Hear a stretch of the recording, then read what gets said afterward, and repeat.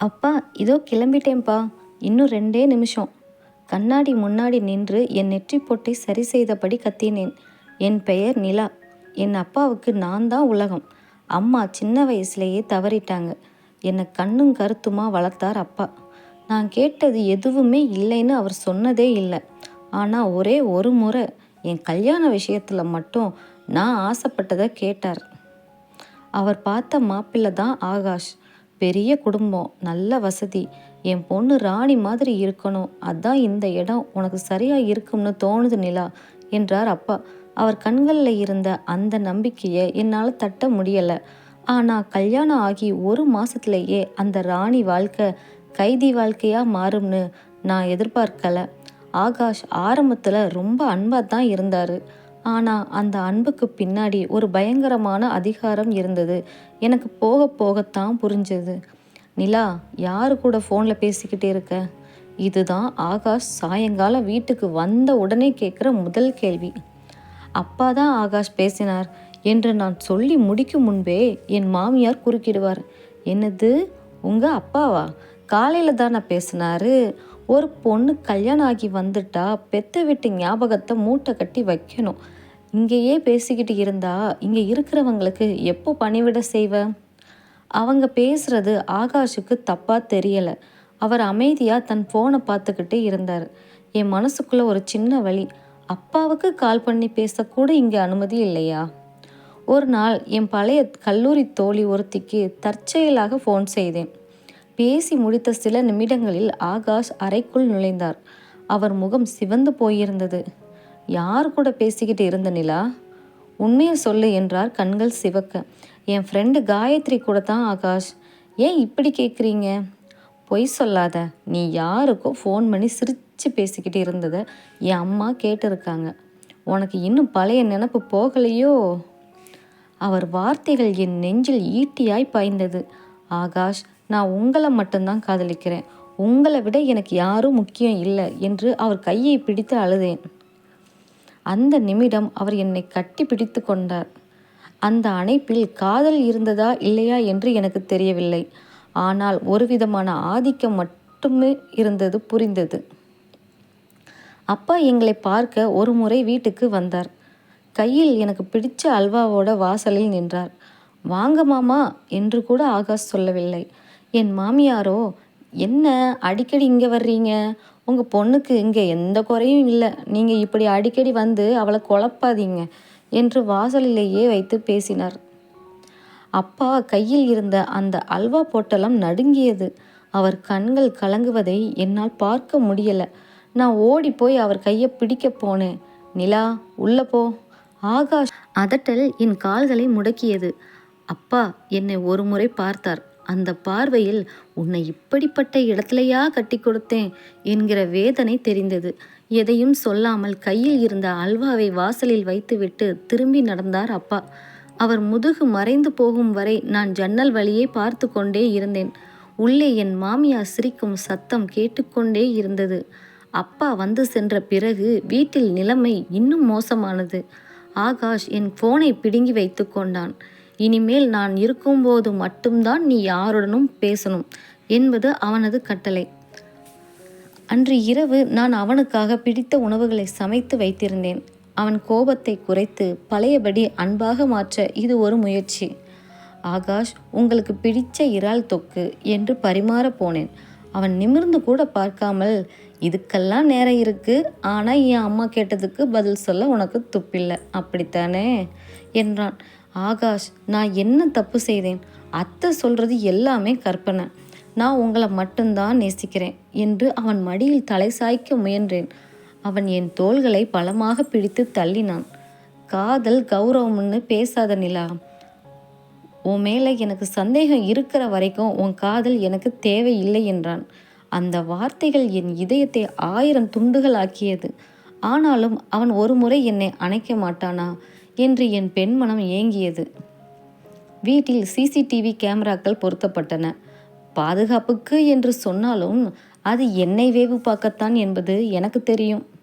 நான் சமையலறையில் வேலை செய்யும்போது கூட என் மாமியார் ஹாலில் அமர்ந்து மொபைலில் என்னை பார்த்து கொண்டிருப்பார். யாராவது பக்கத்து வீட்டுக்காரர்கள் பேச வந்தால் கூட எங்கள் வீட்டு மருமக யாருடனும் பேச மாட்டா என்று விரட்டி விடுவார். ஒரு நாள் குளியல் அறைக்குள் சென்று கதவை பூட்டிக்கொண்டு தேம்பி தேம்பி அழுதேன். அங்கே மட்டும்தான் கேமரா இல்லை. அப்பா, என்னை மன்னிச்சிடுங்கப்பா, நீங்கள் வளர்த்த இளவரசி இன்னைக்கு ஒரு நிழலோட போராடிக்கிட்டு இருக்கா என்று சத்தம் வராமல் கதறினேன். அப்பாவால் நிம்மதியாக இருக்க முடியவில்லை. நான் ஃபோன் எடுக்காதது அவரை பதற்றமடைய செய்தது. ஒரு நாள் மதியம் ஆகாஷ் அலுவலகம் சென்ற அப்பா வீட்டின் பின்பக்கம் காம்பவுண்ட் சுவர் ஓரமாக வந்து நின்றார். நான் துணி துவைத்து கொண்டிருந்த போது மெல்லிய குரலில் நிலா, நிலா குட்டி என்ற சத்தம் கேட்டது. நிமிர்ந்து பார்த்தேன். சுவருக்கு அந்த பக்கம் அப்பா தவிப்போடு நின்று கொண்டிருந்தார். ஓடிப்போய் அவர் கையை பிடித்து கொண்டேன். ஏன்பா இப்படி வந்தீங்க? யாராவது பார்த்தா தப்பாக நினைப்பாங்க என்றேன் பயத்துடன். உன்னை ஒரு தடவை பார்க்கணும்னு தோணுச்சுடா. ஏன் ஃபோன் எடுக்கலை? உன் முகம் ஏன் இப்படி வாடி போயிருக்கு? அவன் உன்னை அடிக்கிறானா? அப்பா கேட்கும்போதே அவர் கண்கள் குளமானது. இல்லைப்பா, நாங்கள் சந்தோஷமாக தான்ப்பா இருக்கோம் என்று நான் பொய் சொல்லும்போதே மாமியார் மாடியில் இருந்து கத்தினார். நிலா, யார் கூட அங்கே பேச்சு? அப்பாவின் கையை அவசரமாக உதறிவிட்டு, அப்பா கிளம்புங்க, ப்ளீஸ் கிளம்புங்க என்று அழுதபடியே உள்ளே ஓடினேன். அப்பா அங்கே சிலையாய் நின்று கொண்டு நான் போவதை கண்ணாடியில் பார்த்தபோது என் உயிர் பிரிவது போல் இருந்தது.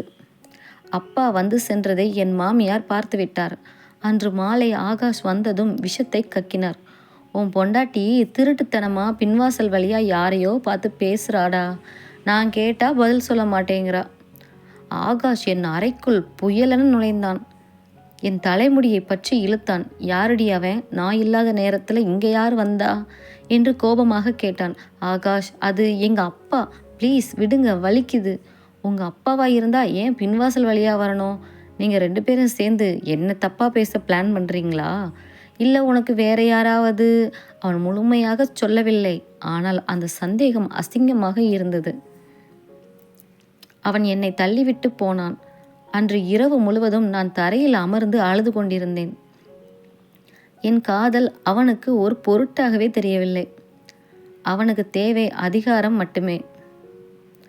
ஆகாஷ் என்னை அடித்த அந்த தழும்பை விட அவன் என் மீது கொண்ட சந்தேகம் என் மனதை ஆழமாக ரணப்படுத்தியது.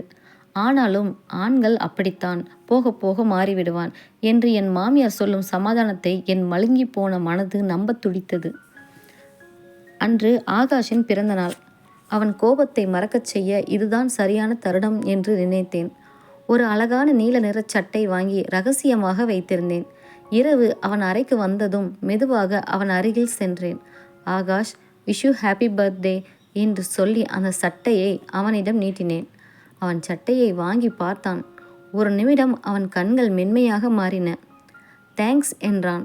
என் இதயம் துடித்தது. அவன் கையை பிடித்து, நாம் பழையபடி அன்பாய் இருக்கக்கூடாதா ஆகாஷ்? நான் உங்கள் நிலா மட்டும்தான் என்று அவன் தோளில் சாய்ந்தேன். அந்த தருணம் ரொமான்டிக்காக மாறி இருக்க வேண்டியது. ஆனால் அவன் திடீரென்று என்னை விலக்கினான். இந்த சட்டை வாங்க உனக்கு ஏது காசு? நான் கொடுத்த பணத்தை விட அதிகமாக இருக்கே. உங்கள் அப்பா கொடுத்தாரா? இல்லை வேற யாராவது? அவன் பேசி முடிக்கும் முன் என் அறைக்குள் நுழைந்த மாமியார், நான் பார்த்தேன் ஆகாஷ், நேற்று சாயங்காலம் ஒரு பையன் வாசலில் வந்து இவ கையில் ஏதோ கொடுத்துட்டு போனான் என்றார் பச்சை பொய்யை. அவன் அந்த சட்டையை கிழித்து எறிந்தான். என் அன்பின் சின்னம் தரையில் துண்டுகளாக கிடந்தது. மாமியார் சொன்ன அந்த பையன் வேறு யாரும் அல்ல, டெலிவரி பாய். ஆனால் ஆகாஷின் மனதில் விதைக்கப்பட்ட விஷம் விருட்சமாக வளர்ந்தது. என் ஃபோனை முழுமையாக பரிசோதிக்க தொடங்கினான். இந்த இன்ஸ்டாகிராமில் எதுக்கு உனக்கு இவ்வளோ ஃபாலோவர்ஸ்? எல்லாரும் உன் ஃபோட்டோவை எதுக்கு லைக் பண்ணுறாங்க என்று கத்தினான். நான் பயத்தில் என் கணக்கை நீக்கினேன். என் உலகமே சுருங்கி போய் அந்த 4 சுவர்களுக்குள் அடங்கியது. வீட்டிற்குள் நான் எங்கே சென்றாலும் கேமரா என்னை தொடர்ந்தது. குளிக்கும் அறைக்கு செல்லும்போது கூட, சீக்கிரம் வெளியே வா, உள்ளே என்ன பண்ணுறேன்னு எனக்கு தெரியணும் என்று கதவை தட்டுவான் ஆகாஷ். ஒரு மனைவியாக நான் எதிர்பார்த்த காதல் இங்கே ஒரு போலீஸ் விசாரணையாக மாறியிருந்தது. அப்பாவுக்கு விஷயம் மெல்ல மெல்ல புரிய தொடங்கியது. ஊரில் நிலா வீட்டில் ஏதோ சத்தம் கேட்குது, அவள் வெளியே வர்றதே இல்லை என்று பேச்சுக்கள் எழுந்தன. கௌரவம் முக்கியம் என்று நினைத்த அப்பா இப்போது மகளின் வாழ்வை எண்ணி நடுங்கினார். அப்பா ஒரு நாள் தைரியத்தை வரவழைத்து கொண்டு ஆகாஷ் அலுவலகத்திற்கே சென்றார். தம்பி, நிலா கிட்ட கொஞ்சம் பேசணும், அவ ஃபோன் எடுக்க மாட்டேங்கிறா என்றார் தனிந்த குரலில்.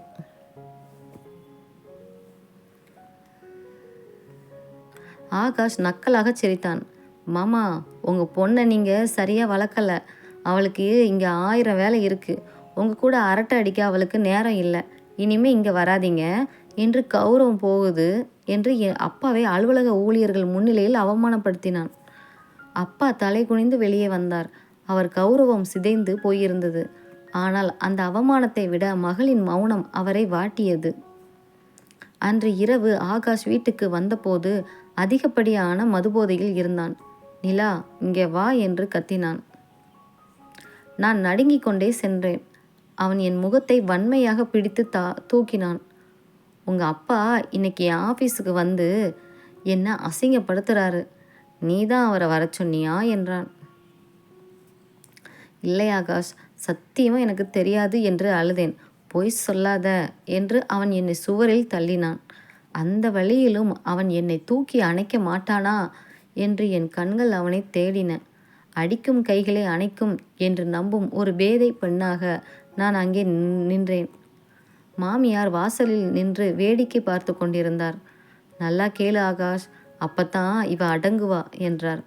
அப்போதுதான் அந்த திருப்பம் நிகழ்ந்தது. வீட்டின் கதவு பலமாக தட்டப்பட்டது. கதவின் பின்னால் நின்றது அப்பாவா அல்லது காலனா என்று தெரியவில்லை. கதவு தட்டப்படும் சத்தம் இடியாக கேட்டது. ஆகாஷ் கோபத்துடன் கதவை திறந்தான். அங்கே நின்றது நிலாவின் அப்பா. ஆனால் இதுவரை நிலா பார்த்த சாதுவான அப்பா இல்லை அவர். அவர் கண்களில் இரத்த கோடுகள் தெரிந்தன. என் பொண்ணு எங்க? அவர் குரல் அந்த வீட்டின் கூரையை பிளப்பது போல் இருந்தது.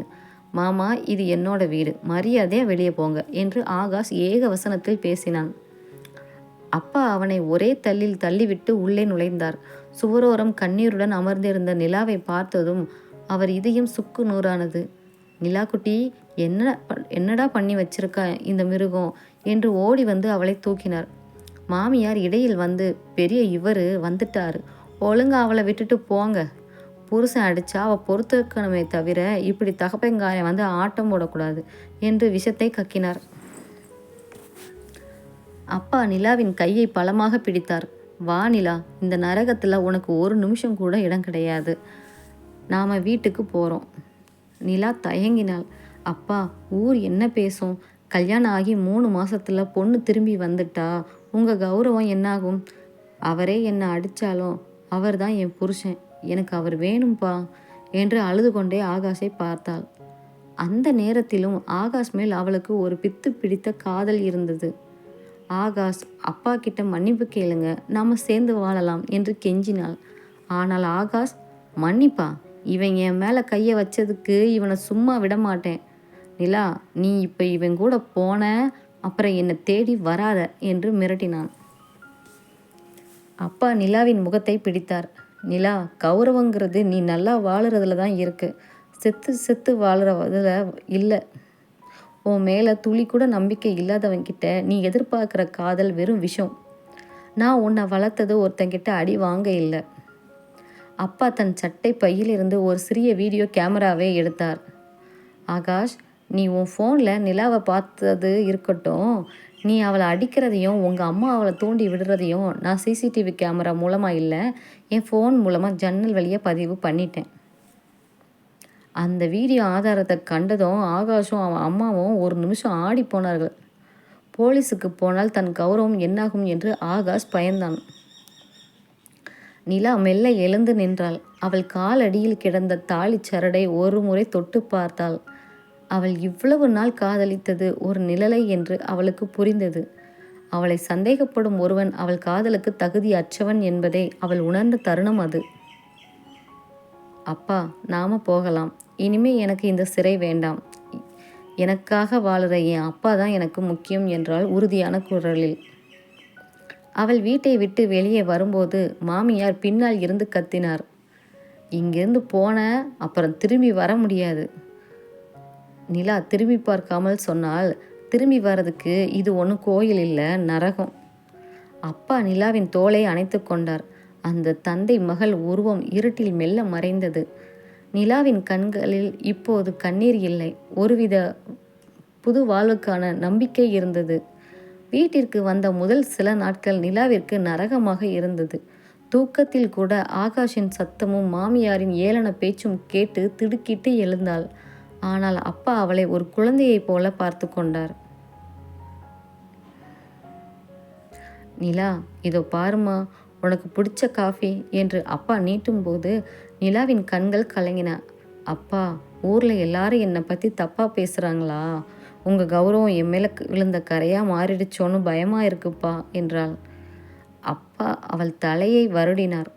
நிலா, மற்றவங்க கௌரவத்தை விடு, உன்னோட நிம்மதி தான் என் கௌரவம். நீ படித்த படிப்பு உன்னை கைவிடாது. இனிமே உன்னோட அடையாளத்தை நீயே தேடிக்கோ என்றார் உறுதியாக. மறுபுறம் ஆகாஷின் வீட்டில் அமைதி இல்லை. நிலா சென்ற பிறகு வேலை செய்ய ஆள் இல்லாமல் மாமியார் திணறினார். ஆகாஷின் சந்தேக புத்தி இப்போது அவன் அம்மாவின் மீதே திரும்பியது. நீதான் அவளை துரத்தி விட்ட, இப்போ நீயே எல்லா வேலையும் செய் என்று அவன் கத்தத் தொடங்கினான். நிலா தன் படிப்பிற்கேற்ற வேலையை தேடிக்கொண்டாள். அவளது வளர்ச்சியை கண்ட ஆகாஷ் ஒரு நாள் ஃபோன் செய்தான். நிலா, நான் தப்பு பண்ணிட்டேன், நீ இல்லாமல் என்னால் இருக்க முடியலை, திரும்பி வந்துடு என்று அழுவது போல் நடித்தான். நிலா நிதானமாக சொன்னாள், ஆகாஷ், உங்ககிட்ட இருக்கிறது காதல் இல்லை, அது ஒரு விதமான நோய். உங்கள் சந்தேகத்துக்கு மருந்தே கிடையாது. உன்னோட பழைய நிலா செத்துட்டா, இப்போ இருக்கிறவ ஒரு சுதந்திரமான பெண். இனிமே எனக்கு கால் பண்ணாதீங்க என்று அழைப்பை துண்டித்தாள். நிலா தன் முதல் வருமானத்தை எடுத்துக்கொண்டு அப்பாவிடம் சென்றாள். அந்த பணத்தை அவர் கையில் வைத்து ஆசீர்வாதம் வாங்கினாள். அப்பா கண்களில் கண்ணீர் வழிய, அன்னைக்கு உன் கண்ணில் பயத்தை பார்த்தேன் நிலா, ஆனால் இன்னைக்கு ஒரு தன்னம்பிக்கையே பார்க்குறேன். ஒரு அப்பாவா எனக்கு இது போதும் என்றார். நிலா தன் தந்தையின் அரவணைப்பில் ஒரு புது மனுஷியாக தன் அலுவலக பணிகளில் மூழ்கியிருந்தாள். ஆனால் ஆகாஷின் வீட்டில் காட்சிகள் தலைகீழாக மாறத் தொடங்கின. நிலா பிரிந்து சென்ற சில மாதங்களிலேயே தன் கௌரவத்தை நிலைநாட்ட ஆகாஷிற்கு மறுமணம் செய்து வைக்க துடித்தார் அவனது அம்மா. அவ போனா என்ன, அவளை விட வசதியான இடத்துல உனக்கு பொண்ணு பார்க்குறேன் என்று கூறி மதுரையை சேர்ந்த ஒரு பெரிய தொழிலதிபரின் மகள் ரம்யாவை ஆகாஷிற்கு திருமணம் செய்து வைத்தனர். ஆனால் ரம்யா நிலாவை போன்றவள் அல்ல. திருமணமான முதல் வாரத்திலேயே ஆகாஷின் சந்தேக குணத்தை அவள் உணர்ந்து கொண்டாள். நிலா, யாரு கூட ஃபோனில் பேசுகிற என்று ஆகாஷ் கேட்டபோது அழுது தீர்த்த நிலா எங்கே? என் ஃபோனை தொட உனக்கு என்ன உரிமை இருக்குது? முதலில் உன் மரியாதையை காப்பாற்றிக்க பாரு என்று எகிரினாள் ரம்யா. வீட்டு வேலைகளை நிலா செய்தபோது ராணி போல் அமர்ந்து அதிகாரம் செய்த மாமியாருக்கு இப்போதுதான் காலம் கணக்கு தீர்க்க தொடங்கியது. ரம்யா ஒரு வேலைக்காரியைப் போல தன்னை நடத்த முற்பட்ட போது மாமியார் கொதித்து போனார். ஏய் மருமகளே, அத்தைக்கு ஒரு காஃபி போட்டு எடுத்துட்டு வா என்றார் மாமியார் அதிகாரமாக. ரம்யா நிதானமாக தன் நகத்தை பாலிஷ் செய்தபடியே சொன்னார், உங்கள் கை கால் நல்லாத்தானே இருக்குது, நீங்களே போட்டு குடிங்க. அப்புறம் நாளையில் இருந்து வீட்டு வேலைக்கு ஆள் வர்றாங்க, அவங்களுக்கு சம்பளம் நீங்கள் தான் கொடுக்கணும். நான் ஒன்றும் இங்கே வேலைக்காரியாக வரல. ஆகாஷ் இதை பார்த்துவிட்டு ரம்யாவை கோபமாக நெருங்கிய போது அவள் தன் ஃபோனை எடுத்து ஒரு நம்பரை டயல் செய்தாள். ஆகாஷ், கை ஓங்குற வேலையெல்லாம் நிலா கிட்ட வச்சுக்கோ, என் அப்பாவுக்கு தெரிஞ்சா உன் ஆஃபீஸே இருக்காது, ஜாக்கிரதை என்றாள். ஆகாஷின் அதிகாரம் ரம்யாவிடம் எடுபடவில்லை. பயந்து போன ஆகாஷ் தன் கோபத்தை எல்லாம் தன் அம்மாவிடமே காட்டத் தொடங்கினான். ஒரு நாள் மாலை ஆகாஷ் போதையில் வீட்டுக்கு வந்தான். வீடே போர்க்களம் போல கிடந்தது. சமையல் அறையில் மாமியார் அழுது கொண்டே பாத்திரம் தேய்த்து கொண்டிருந்தார். ஏண்டா ஆகாஷ், நிலா இருக்கும்போது இந்த வீடு எவ்வளோ லட்சணமாக இருந்தது, அவளை போட்டு அடிச்சியே, இப்போ பாரு, இந்த பொண்ணு என்ன ஒரு மனுஷியாக கூட மதிக்க மாட்டேங்கிறா, என்ன முதியோர் இல்லத்தில் சேர்த்துடுவேன்னு மிரட்டுறாடா என்று கதறினார். ஆகாஷ் தரையில் அமர்ந்து தலையில் கை வைத்து கொண்டான். நிலா காட்டிய அந்த புனிதமான காதலும் பணிவிடையும் அவனுக்கு இப்போதுதான் புரிந்தது. ஆனால் அந்த அன்பை தக்க வைக்க அவனிடம் நம்பிக்கை என்கிற மருந்து அன்று இல்லை. ஒரு ஞாயிற்றுக்கிழமை நிலா தன் அப்பாவுடன் ஒரு துணிக்கடைக்கு சென்று இருந்தாள். அங்கே தற்செயலாக ஆகாஷையும் அவனது அம்மாவையும் பார்த்தாள். மாமியார் பழைய பட்டுப்புடவை மங்கி கிடக்க முகம் வாடி போய் அமர்ந்திருந்தார். ஆகாஷ் ஏதோ ஒரு மூலையில் சோகமாக நின்றிருந்தான். நிலாவை பார்த்ததும் மாமியார் ஓடி வந்து அவள் கையை பிடித்து கொண்டார். நிலா, என்னை மன்னிச்சிடுமா, உன் அருமை தெரியாம உன்னை துரத்திட்டோம். இப்போ அந்த ரம்யா எங்களை வாட்டி எடுக்கிறா. நீயாவது ஆகாஷ் கிட்ட பேசி திரும்ப வரக்கூடாதா என்று பொது இடத்தில் கெஞ்சினார். நிலா மெல்ல அவர் கைகளை விலக்கினாள். அவள் கண்களில் இப்போது கோபமோ பழிவாங்கும் எண்ணமோ இல்லை, வெறும் ஒரு விதமான பரிதாபம் மட்டுமே இருந்தது. அத்தை, நீங்க அன்னைக்கு நிலாவை கொல்லலை, அவளோட நம்பிக்கையை கொன்னுட்டீங்க. நிலா இப்போ உயிரோட இல்லை. இது ஒரு புது மனுஷி. உங்களுக்கு பணிவிடை செய்ய ஒரு அடிமை வேணும்னு நினைக்காதீங்க. செஞ்ச வினைக்கு தகுந்த அறுவடை தான் இப்போ நடக்குது. போயிட்டு வர்றேன் என்று சொல்லிவிட்டு திரும்பி பார்க்காமல் நடந்தாள். தூரத்தில் இருந்து இதை பார்த்த ஆகாஷ் நிலாவை நெருங்க துணிவில்லாமல் சிலையென நின்றான். அன்று அவன் கிழித்து போட்ட அந்த நீல நிற சட்டை போல அவன் வாழ்க்கையும் சிதறி கிடப்பதை அவன் உணர்ந்தான். நிலா தன் அப்பாவின் கையை பிடித்து கொண்டு காரில் ஏறி சென்றாள். கண்ணாடி வழியே பார்த்தபோது அவளது பழைய வாழ்க்கை அந்த கடையின் வாசலோடு மறைந்து போயிருந்தது. தன்னம்பிக்கையும் உண்மையும் ஒரு பெண்ணின் ஆயுதமானால் எந்த நரகத்தையும் தாண்டி அவளால் சொர்க்கத்தை படைக்க முடியும். நிலா இப்போது ஒரு தனியார் நிறுவனத்தில் மேலாளராக உயர்ந்து விட்டாள். அவளுடைய பேச்சிலும் நடையிலும் ஒரு புதிய கம்பீரம் இருந்தது. அப்பாவின் கனவு நனவாகி கொண்டிருந்தது. ரம்யா வந்த பிறகு ஆகாஷின் அலுவலக வேலையிலும் கவனம் சிதறியது. அவனது சந்தேக புத்தியால் ரம்யாவின் தந்தை கொடுத்த அழுத்தங்கள் ஆகாஷின் தொழிலை பாதித்தன. ஒரு கட்டத்தில் ரம்யா தன் வழக்கறிஞருடன் வீட்டுக்கு வந்தாள். ஆகாஷ், இந்தா விவாகரத்து நோட்டீஸ். உன் கூட ஒரு நிமிஷம் கூட என்னால் வாழ முடியாது. நீயும் உன் அம்மாவும் சேர்ந்து நிலாவுக்கு பண்ண கொடுமைகளை விட எனக்கு பண்ணது குறைவு தான். ஆனால் நான் நிலா கிடையாது என்று கூறிவிட்டு பெரும் நஷ்ட ஈடு கேட்டு வழக்கு தொடர்ந்தாள். ஆகாஷின் சொத்துக்கள் ஒவ்வொன்றாக ரம்யாவின் வழக்குக்காக கரைய தொடங்கின. அவனது கௌரவம் என்று அவன் எதை நினைத்தானோ அது ஊர் சிரிக்க ஏலத்திற்கு வந்தது. வீடு விற்கப்பட்ட நிலையில் ஆகாஷும் அவனது அம்மாவும் ஒரு சிறிய வாடகை வீட்டிற்கு மாறினார்கள். மாமியாருக்கு உடல்நிலை மிகவும் மோசமானது. பக்கவாதம் வந்து படுத்த படுக்கையானார். ஆகாஷ், நிலாவை பார்க்கணுண்டா. அவள் கைப்பட்டா என் வியாதி குணமாகும்னு தோணுது. அவகிட்ட எவ்வளோ வேலை வாங்கினேன். ஆனால் ஒரு வார்த்தை எதிர்த்து பேசாமல் எனக்கு பணிவிட செஞ்சாலே, அவளை போய் சந்தேகப்பட்டோமே என்று அழுது புலம்பினார். ஆகாஷால் எதையும் செய்ய முடியவில்லை. அவன் இப்போது ஒரு சாதாரண வேலையில் சேர்ந்து தன் காலத்தை கடத்தி கொண்டிருந்தான். நிலாவுக்கு திருமண வரன்கள் வரத் தொடங்கின. ஆனால் நிலா ஒரு நிபந்தனை விதித்தாள். என்னை விட என் அப்பாவை கண்ணும் கருத்துமாக பார்த்து கொள்பவர்தான் எனக்கு கணவராக வர வேண்டும். அப்படியே ஒருவன் அமைந்தான். அவன் பெயர் அர்ஜுன். நிலாவின் கடந்த காலத்தை அறிந்திருந்தும் அவளது நேர்மையை மதித்தான். நிச்சயதார்த்தம் முடிந்து வெளியே வந்த நிலா தற்செயலாக ஒரு மருத்துவமனையின் வாசலில் ஆகாஷை பார்த்தாள். அவன் தன் அம்மாவை ஒரு சக்கர நாற்காலியில் வைத்து தள்ளி கொண்டு வந்தான். ஆகாஷ் நிலாவை பார்த்ததும் அப்படியே உறைந்து நின்றான். நிலா இப்போது ஒரு பெரிய கார் அருகே நின்றிருந்தாள். அர்ஜுன் அவள் அருகில் வந்து அவளது அப்பாவிற்கு உதவியபடி அன்பாக பேசிக்கொண்டிருந்தான். நிலா ஆகாஷை நோக்கி மெதுவாக நடந்தாள். ஆகாஷ் பயத்தில் தலை குனிந்தான். ஆனால் நிலா கோபப்படவில்லை. தன் பையில் இருந்த ஒரு தொகையை எடுத்து ஆகாஷின் கையில் திணித்தாள். இது என்ன நிலா என்று ஆகாஷ் நடுங்கும் குரலில் கேட்டான். இது உங்கள் அம்மாவுக்காக. அன்னைக்கு உங்கள் வீட்டுக்கு வந்த என் அப்பாவுக்கு அல்வா கொடுத்தீங்கல்ல, அதோட வட்டியும் முதலுமா நினச்சிக்கோங்க. பழி வாங்கிறது என் குணம் இல்லை ஆகாஷ். ஆனால் ஒரு பொண்ணோட கண்ணீர் எவ்வளவு வலிமையானதுன்னு இப்போ உங்களுக்கு புரிஞ்சிருக்கும்னு நினைக்கிறேன் என்று நிதானமாக சொன்னாள். சக்கர நாற்காலியில் இருந்த மாமியார் பேச முடியாமல் நிலாவின் கையை பிடித்து கண்ணீர் வடித்தார். நிலா அவர் கையை மென்மையாக தட்டிவிட்டு, உடம்ப பார்த்துக்கோங்க அத்தை என்று மட்டும் சொல்லிவிட்டு நகர்ந்தாள். நிலா காரில் ஏறி அமர்ந்தாள். அவளது அப்பா அவளை பெருமையுடன் பார்த்தார். அப்பா, அன்னைக்கு அந்த நரகத்தில் இருந்து நீங்கள் என்னை மீட்டுட்டு வரலைன்னா இன்னைக்கு நான் இந்த நிலாவா இருந்திருக்க மாட்டேன் என்றாள் நிலா. உன் மேலே எனக்கு நம்பிக்கை இருந்தது நிலா குட்டி. அந்த நம்பிக்கை தான் இன்னைக்கு உன்னை இந்த உயரத்தில் உட்கார வச்சிருக்கு என்றார் அப்பா.